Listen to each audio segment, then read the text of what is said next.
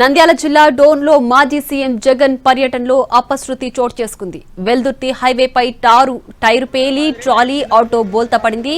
ఈ ఘటనలో 30 మంది గాయపడ్డారు. వారిలో 6గురి పరిస్థితి విషమంగా ఉండడంతో కర్నూలు ఆసుపత్రికి తరలించి చికిత్స అందిస్తున్నారు. మిగతా వారిని వెల్దుర్తి ఆసుపత్రికి తరలించారు.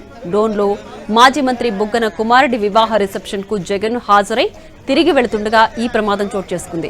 గాయపడ్డ వారిని బేతంచెర్ల మండలం రుద్రవరంకు చెందిన వారిగా గుర్తించారు.